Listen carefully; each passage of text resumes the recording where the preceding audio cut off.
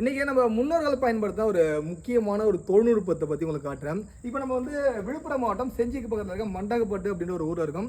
இங்கே தான் தமிழ்நாட்டோட முதல் குடவரை கோயில் குடையப்பட்டிருக்கு. இங்கே பார்த்தீங்கன்னா வந்து அங்கங்கே பாருங்க பார்த்தீங்கன்னா பெரிய பெரிய குழிகளை உங்களால் பார்க்க முடியும். இந்த குழிகள் எதுக்கு அப்படின்னா, இப்போ வந்து நம்ம கிட்ட நிறைய மாடர்ன் இயந்திரங்கள்லாம் இருக்குது. 1400 ஆண்டுகளுக்கு முன்பு எந்த விதமான இயந்திரங்கள் இருந்திருக்கும்? வெறும் உளி சுற்றி இதை வச்சே பேர்பட்ட குடவரை கோயிலை உருவாக்கிறாங்க. அதுக்கு அவங்க என்ன பண்ணுறாங்க அப்படின்னு பார்த்தீங்கன்னா, ஒரு பெரிய பாறையை தேர்ந்தெடுக்கிறாங்க. அந்த பாறையை வந்து குடவரை கோயில் வெட்டுவதற்கு ஒரு ஏதுவான பாதை அப்படின்னு அவங்க உறுதி செஞ்சதுக்கப்புறம் அந்த இடத்துல பார்த்தீங்கன்னா சுற்றி வந்து துளைகள் இடுவாங்க. இது போல் ஒரு பிரம்மாண்டமான துளைகள் இடுவாங்க. துளைகள் இட்டதுக்கப்புறம் அங்கே வந்து பெரிய மரக்குச்சிகளை வந்து டைட்டாக சொல்லிடுவாங்க. சொருகினதுக்கப்புறம் அந்த மரக்குச்சி மேலே வந்து தண்ணியை திறந்து ஊற்றிக்கிட்டே இருப்பாங்க.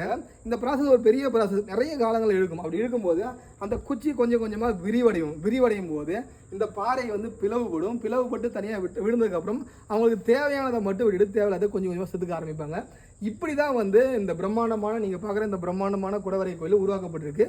இது நான் சொன்ன விஷயத்த நீங்கள் நம்பணும் அப்படின்னா நீங்கள் நேர்வாங்க தான் தெரியும். இங்கே வரிசையாக பாருங்கள், 1 2 3 4 5 அப்படின்னு சொல்லி வரிசையாக வந்து இங்கே வந்து இப்போ நீங்கள் குழிகளை பார்க்க முடியும். அதாவது இங்கே இந்த இடத்துல ஒரு பெரிய பாறை வந்து இருக்குது. இந்த பாறையை அவங்க வந்து பிளந்து எடுக்கணும் அப்படின்னு சொல்லிட்டு வரிசையாக குழிகள் இட்டு அந்த பாறையை பிளந்து எடுத்துருக்காங்க. இந்த தொழில்நுட்பத்தை பயன்படுத்தி தான் வந்து பல்லவர்கள் வந்து பிரம்மாண்டமான குடவரை கோயிலாக உருவாக்குனாங்க. அதன் பின்பு அந்த சோழர்கள் தொழில்நுட்பத்தை பயன்படுத்தி தான் நம்ம பார்க்குற நிறைய கோயில்களை உருவாக்கியிருக்காங்க. இந்த ஒரு விஷயத்தை நீங்கள் விழுப்புரம் மாவட்டம் செஞ்சிக்கு வந்தீங்கன்னா மண்டகப்பட்டில் பார்க்கலாங்க.